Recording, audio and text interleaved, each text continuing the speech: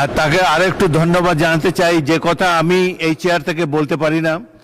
আমার জন্মভূমি, আমার নির্বাচনী এলাকা ভোলার সমস্যাগুলো এখানে তুলে ধরতে পারছি না এই চেয়ারে বসার কারণে, সেটি তিনি অনুগ্রহ করে জাতির উদ্দেশ্যে বক্তব্য রেখেছেন। আশা করি সেজন্য তাকে আন্তরিক ধন্যবাদ জানাচ্ছি। মাননীয় সদস্যবৃন্দ, 40 বছর আমিও এই সংসদে কাটিয়েছি, বিরোধী দলের সদস্য ছিলাম, একটি কানাকড়িও কোনোদিন পাইনি।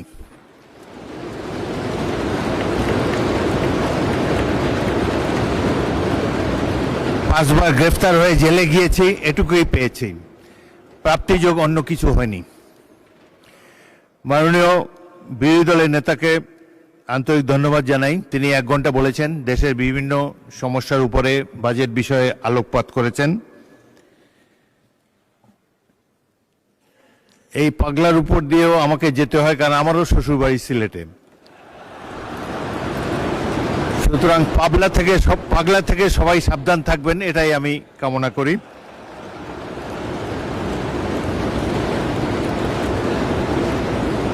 আর তাকে আরেকটু ধন্যবাদ জানাতে চাই, যে কথা আমি এই চেয়ার থেকে বলতে পারি না। আমার জন্মভূমি, আমার নির্বাচনী এলাকা ভোলার সমস্যাগুলো এখানে তুলে ধরতে পারছি না এই চেয়ারে বসার কারণে, সেটি তিনি অনুগ্রহ করে জাতির উদ্দেশ্যে বক্তব্য রেখেছেন।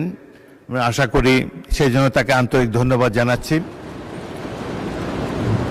এবং আশা করি তার এই বক্তব্যের প্রতি মাননীয় অর্থমন্ত্রী, প্রধানমন্ত্রী সুবিচার করবেন।